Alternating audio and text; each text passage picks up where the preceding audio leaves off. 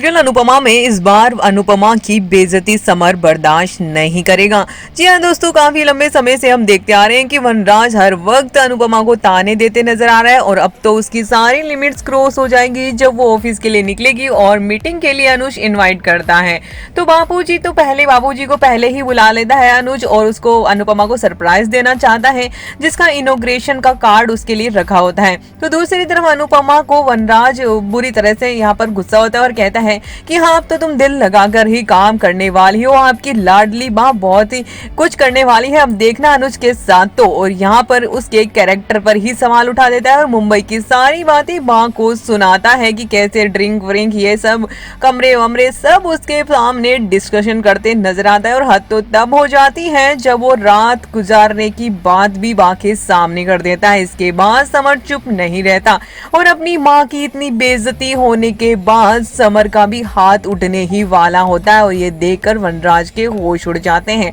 वनराज भी शॉक्ड हो जाता है और समर ने तो पहले ही भगवान से प्रार्थना की थी कि अनुपमा की जिंदगी में कोई आ जाए और वो हमेशा से अपनी माँ के लिए एक अच्छा साथी चाहता है और यही बात अब उसके मुंह से वनराज के सामने निकलने वाली है और वो कहेगा अगर मेरी माँ को कोई सहारा मिलता भी है, वैसे तो उनको सहारे की जरूरत नहीं है, लेकिन अगर किसी का साथ मिलता है और अगर वो अपनी जिंदगी में आगे बढ़ना चाहती है तो मैं उनके हर फैसले में उनके साथ रहूंगा। साथ में ही अनुपमा कहती है कि समर इनके मुंह लगने से कोई मतलब नहीं है, मुझे लगता है कि मुझे अब इस घर में रहना ही इनको अच्छा नहीं लग रहा है। और अब अनुपमा घर छोड़ने का फैसला कर लेती है तो समर कहता है कि माँ आप अकेली नहीं जाएंगी, मम्मी मैं भी आपके साथ चलूंगा। और समर और अनुपमा दोनों ही घर छोड़ने का फैसला कर लेते हैं, जिससे कि माँ को तगड़ा झटका लगता है।